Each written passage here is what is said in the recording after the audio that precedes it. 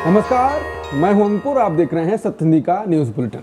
एक नजर डाल लेते हैं अब तक की खबरों पर। समाजवादी पार्टी के अध्यक्ष और उत्तर प्रदेश के पूर्व मुख्यमंत्री अखिलेश यादव का आधिकारिक फेसबुक खाता शुक्रवार शाम कथित तौर पर सस्पेंड कर दिया गया, जिस पर उनकी पार्टी ने तीखी प्रतिक्रिया व्यक्त करते हुए सत्तारूढ़ भाजपा पर निशाना साधा। सपा प्रवक्ता फखरुल हसन चांद ने एक्स पोस्ट में कहा कि देश की तीसरी सबसे बड़ी पार्टी के राष्ट्रीय अध्यक्ष आदरणीय अखिलेश यादव जी के फेसबुक खाते को निलंबित करना लोकतंत्र पर हमला है। चांद ने लिखा कि भाजपा की सरकार ने देश में अघोषित आपातकाल लगा रखा है, जहां विरोध में उठने वाली हर आवाज को भाजपा दबा देना चाहती है, लेकिन समाजवादी पार्टी भाजपा के जन विरोधी नीतियों का विरोध करती रहेगी। सूत्रों के अनुसार 80 लाख से ज्यादा फॉलोअर्स वाले आया यादव के फेसबुक खाते को शुक्रवार शाम लगभग 6 बजे निलंबित कर दिया गया। सपा प्रमुख इस पेज का इस्तेमाल नियमित रूप से अपने विचार साझा करने, सरकार की कमियों को उजागर करने और समर्थकों से जुड़ने के लिए करते थे।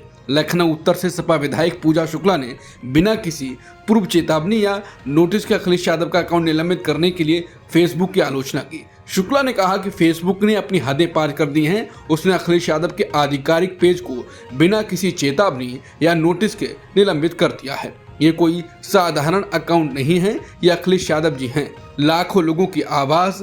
फेसबुक को अपनी सीमाओं को याद रखना चाहिए, वो लोकतंत्र को चुप नहीं करा सकता।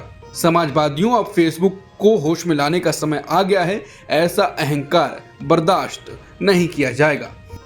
कांग्रेस नेता प्रियंका गांधी वाड्रा ने शनिवार को पीएम मोदी से पूछा कि अफगानिस्तान के तालिबान विदेश मंत्री आमिर खान मुत्ताकी की प्रेस कॉन्फ्रेंस में महिला पत्रकारों को क्यों नहीं बुलाया गया। उन्होंने इसे भारत की कुछ सबसे सक्षम महिलाओं के लिए अपमान बताया।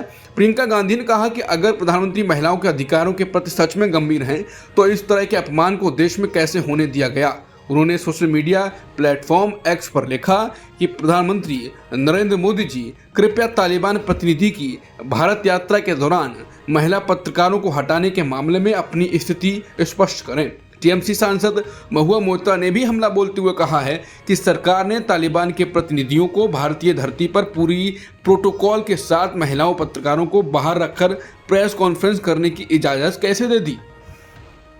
अफगानिस्तान के विदेश मंत्री आमिर खान मुत्ताकी की प्रेस कॉन्फ्रेंस में महिला पत्रकारों को शामिल न होने देने पर बवाल मचा हुआ है। इस मामले में सरकार ने कहा है कि अफगानिस्तान के विदेश मंत्री की ओर से दिल्ली स्थित अफगानिस्तान दूतावास में आयोजित प्रेस कॉन्फ्रेंस में भारत के विदेश मंत्रालय की कोई भागीदारी नहीं थी। भारत के विदेश मंत्री डॉक्टर एस जयशंकर ने शुक्रवार को तालिबान शासन के अफगान विदेश मंत्री आमिर खान मुत्ताकी से मुलाकात के दौरान घोषणा की कि भारत काबुल में अपना दूतावास दोबारा खोलेगा। जयशंकर ने कहा कि आपकी ये यात्रा भारत अफगान रिश्तों को आगे बढ़ाने की दिशा में अहम कदम है। भारत हमेशा अफगान जनता का शुभचिंतक रहा है और उनके विकास में गहरी रुचि रखता है। भारत और अफगानिस्तान की पुरानी साझेदारी आज भी मजबूत है। प्रधानमंत्री मुत्ताकी 9 से 16 अक्टूबर तक यूएनएससी की मंजूरी के साथ भारत दौरे पर हैं। ये पहली बार है जब तालिबान का कोई विदेश मंत्री भारत आया है। इस दौरान वो विदेश मंत्री एस जयशंकर से मिले, आगरा और देवबंद मदरसे का दौरा करेंगे और भारत में रह रहे अफगान नागरिकों से भी मुलाकात करेंगे। ये यात्रा भारत की विदेश नीति में एक बड़ा बदलाव मानी जा रही है, क्योंकि अब दिल्ली तालिबान के साथ अपने रुख को नए सिरे से तय कर रहा है। बिहार विधानसभा चुनाव से पहले शुक्रवार को कई प्रमुख नेताओं ने आरजेडी ज्वाइन कर ली। ये मौका आरजेडी के नेता तेजस्वी यादव के सामने हुआ। जुड़ने वाले नेताओं में जेडीयू के पूर्व सांसद संतोष कुशवाहा और पूर्व विधायक राहुल शर्मा हैं। लोक जनशक्ति पार्टी के वैशाली विधानसभा से पूर्व उम्मीदवार अजय कुशवाहा, जेडीयू सांसद गिरधारी यादव के बेटे चाणक्य प्रकाश रंजन रहे। इन 4 नेताओं में 2 कुशवाहा समुदाय के हैं, 1 यादव समुदाय का है और राहुल शर्मा भूमियार समुदाय से हैं। संतोष कुशवाहा पूर्णिया से 2 बार सांसद रह चुके हैं। तेजस्वी यादव ने उनका स्वागत करते हुए कहा कि नेताओं को पार्टी में शामिल होने से आरजेडी और मजबूत होगी। ईडी ने शुक्रवार को रिलायंस पावर के वरिष्ठ कार्यकारी और उद्योगपति अनिल अंबानी के करीबी सहयोगी अशोक कुमार पाल को 17,000 करोड़ रुपए के कथित बैंक ऋण धोखाधड़ी से जुड़े मनी लॉन्ड्रिंग के आरोपों में गिरफ्तार किया है। अशोक कुमार पाल रिलायंस पावर लिमिटेड के कार्यकारी निदेशक और मुख्य वित्तीय अधिकारी हैं। उनकी गिरफ्तारी कंपनी से जुड़े कथित बड़े ऋण धोखाधड़ी की चल रही जांच का हिस्सा है।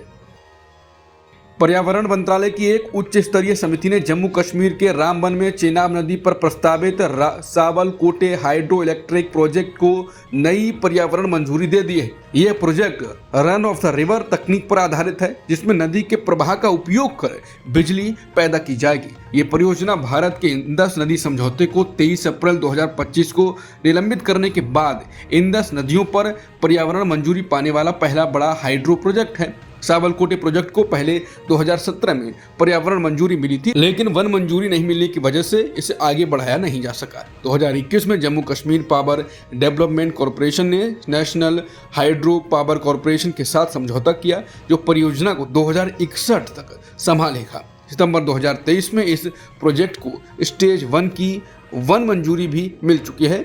अब पर्यावरण मंजूरी मिलने के बाद प्रोजेक्ट पर काम तेजी से शुरू हो सकता है। वेनेजुएला की विपक्षी नेता मारिया कोरिना मचाडो को इस साल नोबेल शांति पुरस्कार दिया गया है।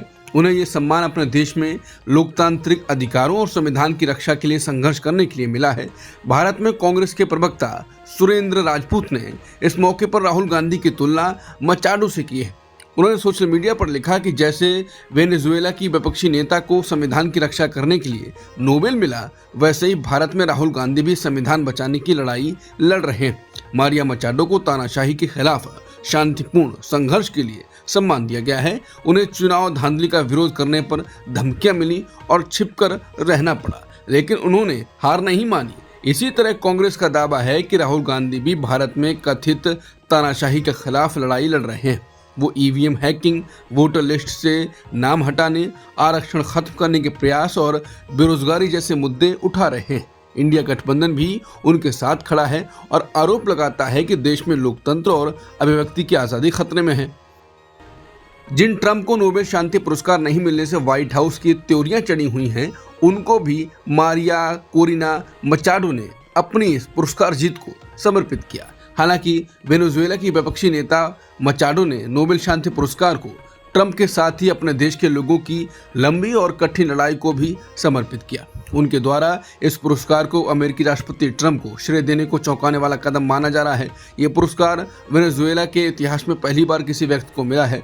ट्रंप को यह पुरस्कार नहीं मिलने पर व्हाइट हाउस ने कहा ये नोबेल समिति शांति से ज्यादा राजनीति को तरजीह देती है। वहीं ट्रंप ने ट्रुथ सोशल पर मारिया के ट्वीट के स्क्रीनशॉट को साझा किया है, जिसमें वो ये पुरस्कार उन्हें समर्पित कर रही हैं। आईपीएस पूरन कुमार की आत्महत्या की जांच के लिए शुक्रवार को पुलिस ने 6 सदस्यों की एक स्पेशल इन्वेस्टिगेशन टीम यानी एसआईटी बना दी है। यह एसआईटी उस अंतिम नोट की जांच करेगी जो आईपीएस पूरन कुमार ने आत्महत्या से पहले छोड़ा था। एसआईटी सबूत इकट्ठा करेगी, गवाहों से पूछताछ करेगी, एक्सपर्ट्स की राय लेगी और पूरी रिपोर्ट तैयार करेगी। वहीं आईपीएस कुमार की पत्नी अमनीत पी कुमार, जो खुद हरियाणा सरकार में आयुक्त और सचिव हैं, उन्होंने एसएसपी कनौदीप कौर को लिखे अपने पत्र में मांग की है कि हरियाणा डीजीपी शत्रुजीत कपूर, रोहतक एसपी नरेंद्र बिजारनिया और अन्य सभी लोगों जिनके नाम उस अंतिम नोट में हैं, उन्हें एफआईआर में स्पष्ट रूप से आरोपी के कॉलम में लिखा जाए। अमनीत ने अपने पत्र में लिखा है कि मेरी शिकायत के अनुसार शत्रुजीत कपूर और नरेंद्र बिजारनिया का नाम एफआईआर में शामिल नहीं किया गया, जबकि ये आत्महत्या की असली वजह थी। एफआईआर के निर्धारित प्रारूप के अनुसार कॉलम नंबर 7 में सभी आरोपियों के नाम साफ साफ लिखे जाने चाहिए, इसलिए एफआईआर में संशोधन किया जाए। केंद्रीय गृह मंत्री अमित शाह ने बिहार की वोटर लिस्ट में हो रहे चुनाव आयोग के एसआईआर का बचाव किया। अमित शाह ने कहा कि देश के कई इलाकों में वोटर लिस्ट की जांच के दौरान 30% तक घुसपैठिए या फर्जी नाम मिले हैं, इसलिए चुनाव आयोग जो काम कर रहा है वो लोकतंत्र को मजबूत करने के लिए जरूरी है। अमित शाह ने कहा कि 2011 की जनगणना के मुताबिक असम में मुस्लिम आबादी 10 साल में 29% बढ़ी। ये बिना घुसपैठ के संभव नहीं। शरणार्थी और घुसपैठिए में फर्क होता है। शरणार्थी वो हैं जो धार्मिक उत्पीड़न से डर कर भारत आते हैं, घुसपैठिए वो हैं जो आर्थिक लाभ के लिए चोरी छुपे आते हैं। ये देश कोई धर्मशाला नहीं। जो लोग देश के बंटवारे के समय आए वो स्वागत योग्य हैं। पाकिस्तान, बांग्लादेश और अफगानिस्तान के हिंदुओं को भारत में उतना ही अधिकार है जितना मुझे है। नेशनल कॉन्फ्रेंस के अध्यक्ष फारूक अब्दुल्ला अब राज्यसभा के लिए दोबारा चुनाव नहीं लड़ेंगे। जम्मू कश्मीर से राज्यसभा की 4 सीटों पर 24 अक्टूबर को चुनाव होने हैं। एनसी ने शुक्रवार को 3 उम्मीदवारों के नाम घोषित कर दिए। चौधरी मोहम्मद रमजान, शमी ओबेरॉय और सज्जाद किचलू। एनसी के महासचिव अली मोहम्मद सागर ने बताया कि चौथी सीट कांग्रेस के लिए छोड़ी गई है और इस पर गठबंधन के तहत बातचीत चल रही है। अमेरिकी राष्ट्रपति ट्रंप ने शुक्रवार को घोषणा की कि अमेरिका चीन से आने वाले सभी आयातित सामानों पर 100% अतिरिक्त टैक्स लगाएगा। ये फैसला 1 नवंबर 2025 से या उससे पहले भी लागू हो सकता है। ट्रंप ने यह कदम इसलिए उठाया है क्योंकि चीन ने कुछ दुर्लभ धातुओं यानी रेयर अर्थ एलिमेंट्स के निर्यात पर प्रतिबंध लगाया है जो उद्योगों में बहुत काम आती है। ट्रंप ने अपने सोशल मीडिया प्लेटफॉर्म पर लिखा कि अब चीन पर जो भी टैक्स फिलहाल लगाया जा रहा है उसके ऊपर 100% और लगाया जाएगा। अब तक की खबरों में इतना ही। बाकी खबरों के लिए बने रहिए सत्य हिंदी के साथ।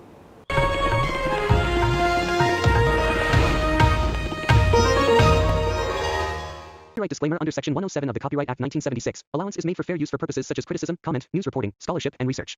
Fair use is a use permitted by copyright statute that might otherwise be infringing.